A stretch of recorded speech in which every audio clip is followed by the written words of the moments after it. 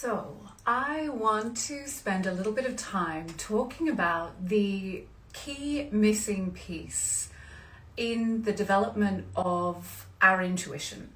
So, if you are on the spiritual path, there's a very good chance that intuition factors into your understanding of spiritual awakening in some way or another. And there's lots and lots of different ways that people talk about intuition and its function. Obviously, this is the Institute for Intuitive Intelligence, so our focus is on intuition in a refined and trained system that becomes a way of life, an embodied state of being. That's a short definition of intuitive intelligence versus intuition. But today I want to speak specifically about the one aspect that is missing and is critical to our success in the development of our intuitive intelligence. If we have that commitment to go beyond the biological primal gut instinct that most of us identify as intuition and want to live through that highest form of intelligence, we need this one aspect critically to be in place. And it is perhaps harder than the crystals we could buy to open our third eye or any of the other external ideas of how we could develop our intuition. It is a critical shift in perception of who and what we are. And so it requires us to walk our talk, to be congruent between the idea that we're spiritual, that we have a faith, that we are intuitive, that we're inherently interconnected, and instead actually embodying that, living through that. So what is that missing element for most of us that is either not talked about or just completely misunderstood? It is self-esteem. Let me break that down, because self-esteem or self-worth, self-belief, however you want to think of it, is not often a quality that we would attribute to the development of our intuition. Can we be intuitive without having self-worth or self-esteem? Yes, but it will not be in that highest level of intelligence that is capable when we're willing to do the work of meeting the places inside of us which are sitting in low self-worth, low self-esteem. Why is this the missing element that we need to turn our intuition from something that is primal, biological within us into this embodied state of being, this way of living and being that asks no questions, needs no crystals, is not dependent on the weather or the phase of the moon, but genuinely embedded inside of us in a non-negotiable way? It is the shift in perception. So awakening, in my understanding, is that shift in perception from the individualized ego self to the recognition of the inherent interconnectedness of all consciousness, the oneness, the non-dualism, and living beyond the nightmare of separation, which has created the chaos of the world that we all inhabit now. This shift in perception is the willingness to see ourselves as one with the mind of God, because all is one. The first immutable Hermetic law tells us that all is one. The law of mentalism states that there is only one of us here. There is one consciousness. And that one consciousness, in its truth, is God consciousness, or infinite, unlimited consciousness. So when we play in low self-esteem, when we doubt ourselves, when we are riddled with the mean girl archetype, when we are letting that voice of the ego crush our spirit without attending to it, without being willing to investigate it and unpack it and dismantle it, we are unable to live in congruence with that first law, right? We might say, yes, God is good, God is out there, God is all is of that one consciousness, that quantum mind, but we are holding ourselves back from embodying that truth by belittling ourselves, by being cruel to ourselves, by denying ourselves our infinite, unlimited truth. So this is a non-negotiable, because when we are in our intuitive intelligence, what we're saying is that we are feeling, living, embodying that inherent interconnectedness of the oneness of the God mind, that we are part of the mind of God, no less. And therefore, anything less than that is a limit, it's a falsehood, it's a lie. So, in other words, we can't go towards the idea of developing intuition without looking at the relationship or the perception we have of ourself. And as I said, meeting the places within us, in our subconscious, that are holding us back from living and knowing the truth that we are one. One with the mind of God, one that is connected beyond all time and space to all information, all wisdom. It is within us. We are the oracle. So if I am going towards the development of my intuition with that in mind, there is no space for me to stay indulging the fear voices that tell me that I am lesser than, I'm too old, I'm too fat, I'm too this, I'm too that. That is indulging the ego self. And the ego in our definition is simply the part of us that has forgotten it is God. It isn't bad, it isn't wrong, it isn't trying to undo us. It is simply an invitation to shift or correct our perception towards the higher truth of our oneness to the infinite and the unlimited. So, intuitive intelligence is a path of devotion. It is a spiritual path. And this again is the difference between intuition and intuitive intelligence. Many people are intuitive in that primary biological sense, because we all are, by default, not because they've trained it, not because they even want it, and certainly not necessarily because they are on the path of devotion or embodying that mystic. But intuitive intelligence is a path of spiritual awakening. It is a path of devotion. And the most profound way for us to increase our spiritual self-esteem, our self-worth, or what I call our spiritual fierceness, is to be in devotion to that truth. And for some time, we may have to show up with this blind faith. Even though I am still holding limited ideas about myself, even though my childhood trauma makes me believe I am not worthy, even though I devalue myself through the choices I make, I'm willing to put in the sweat, the spiritual sweat, to meet the part of myself that has not forgotten that I am God. And it is consistent, disciplined action over time. There is no magic bullet. As much as we'd like to believe there's a crystal or a light or a therapist or a healer or a course that will do the work for us, the truth is, it is that decision. Am I willing to see myself as infinite, unlimited consciousness and live from that truth that will radically increase access to our highest form of intelligence? It isn't a path for the faint of heart, and yet it is the path that we will all walk, because all paths lead us home to the truth that we are God. And so we can go willingly or kicking and screaming. And really, this is about the decisions we make about how we spend our time, where we place our energy, what we put our attention upon, intention and attention. Am I allowing myself to curate a world that mirrors my infinite, unlimited truth, or am I surrounding myself with people, places, conversations, social media, all of the data input that tells me I'm small, limited, finite, a failure, broken, unfixable? We must be willing to edit or curate our lives to include those things that are that reminder of who we truly are, because the world is noisy and demanding and loud. And if we're not making intentional choices about where we place our attention, then we are inputting all of this faulty data that keeps us trapped in the belief that our power is out there, that someone else has the answers for our life, that we are unable to move beyond the traumas, the pains, the sufferings that we've experienced to truly remember our God consciousness. And that is a choice that we all will be invited to make. Maybe in this lifetime, maybe in the next. It doesn't really matter. The soul is not working on the same timeline that we are. Its agenda is timeless and eternal.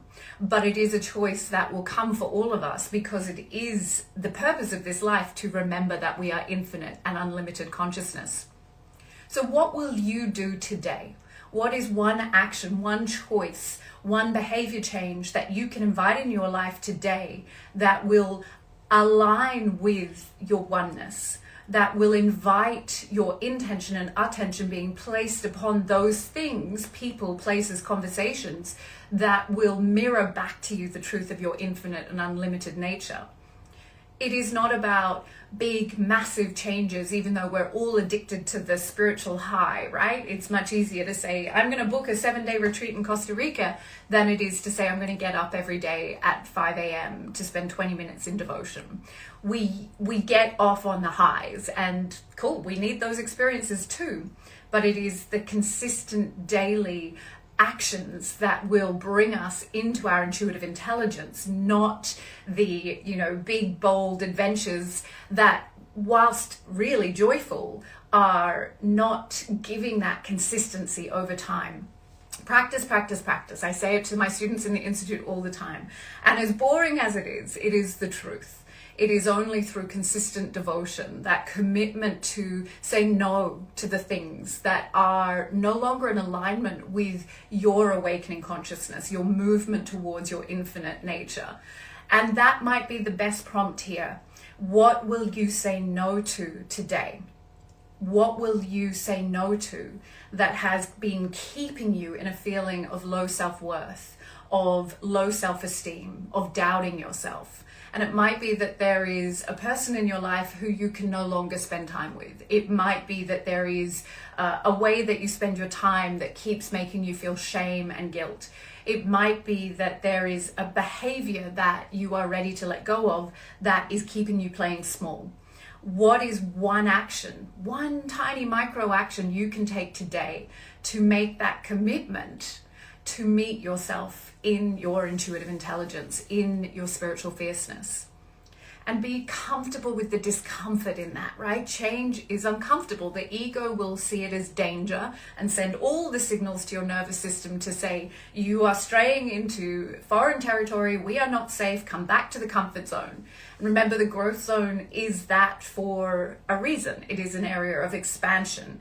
It is not the familiar. You are firing and wiring different synapses, you're traveling different neural pathways, you are inviting a different nervous system set point, you are changing your physiological response to the world.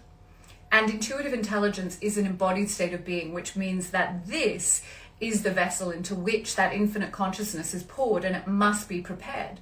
So perhaps your action today that you will embody consistently over time is that you will stop eating something that makes you feel dysregulated or anxious or upset in your digestive system.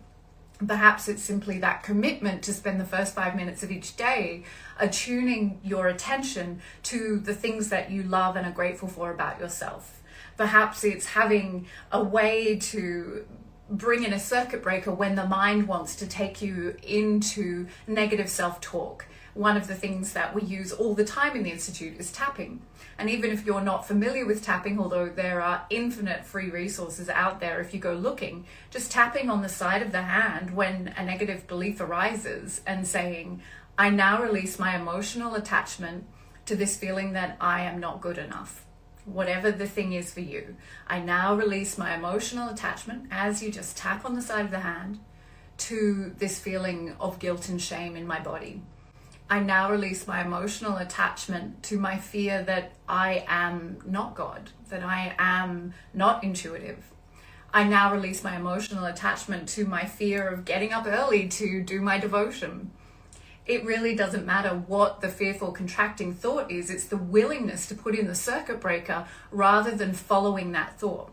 We can even use that statement to remind ourselves, nope, I'm not following that thought today, right? That's the wrong thought. I'm not following where it's trying to lead me into that self-loathing, that self-abuse, the behaviors that then make me feel even more guilty and ashamed. Instead, I'm going to just take a minute and tap here and say, I now release my emotional attachment to whatever is arising. And we don't want to wait until the big tsunami of fear lands, right? Meet the little tiny niggles of anxiety, stress, worry, doubt, anger, rage, whatever is arising that is not bliss, that is not joy, that is not peace, is fear. And fear is the thing that moves us into the contractions, keeps us in the comfort zone.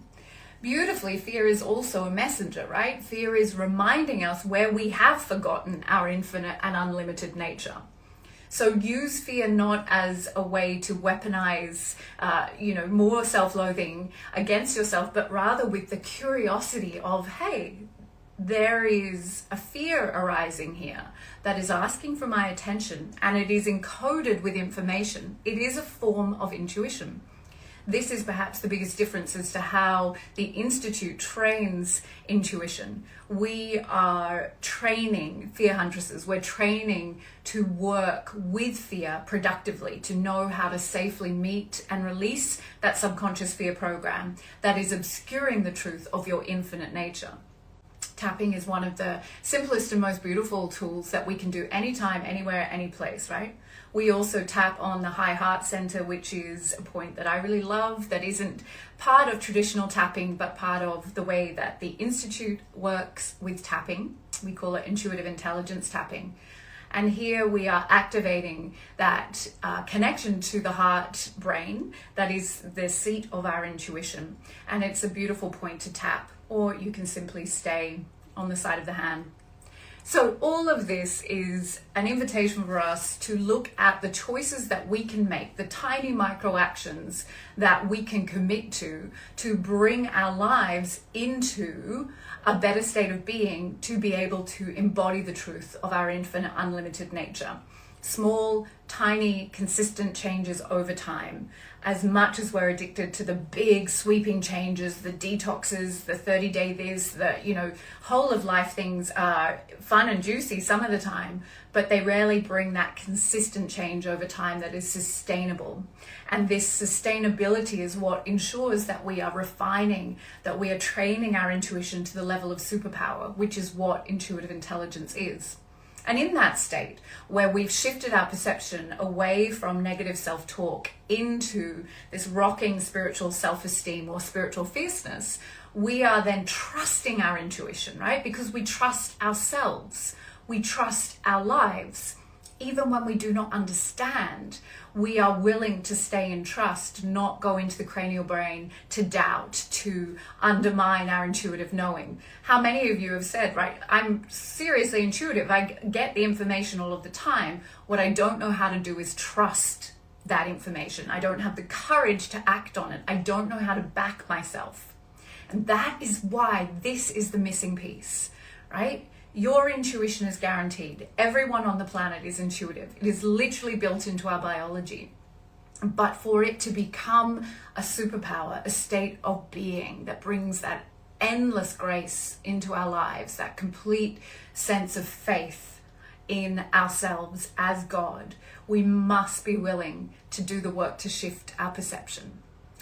This is the whole reason that I am doing this live. The whole reason that I am on this planet is to bring women in particular into that total spiritual fierceness and to back themselves, knowing that inner authority is switched on. There is no power outside of you that will do it for you. It is an inside job, and it is entirely achievable in this lifetime. And it is the missing element for the most potent form of intuition. And that is a state of endless grace where we are not doubting, right? And we are not afraid.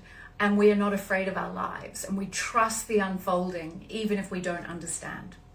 I have lots more to say on this, but I'm going to leave this here. Thank you so much for joining me. And please ask your questions. Let me know what else you would like to understand about this far more refined approach to intuition that is really inviting us not to drop in and out of our intuition when we have a question, but to move into an intuitive connection that is beyond the need to check in and check out.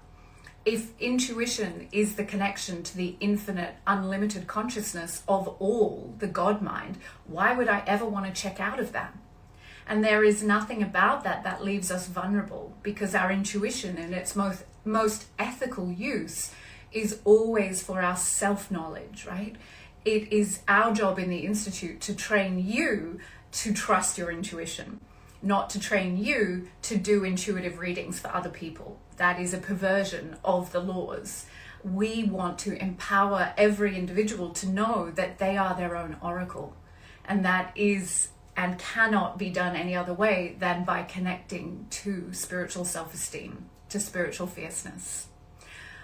Thank you for being here. As I said, please let me know what you want me to spend more time discussing and any questions that arise out of this for you, because it is rich, it is nuanced, it is not a simple, straightforward introduction to intuition, because this is our highest form of intelligence and it is worthy of a deeper and richer conversation, a more nuanced approach, and to sit with the discomfort sometimes of the paradox of this path.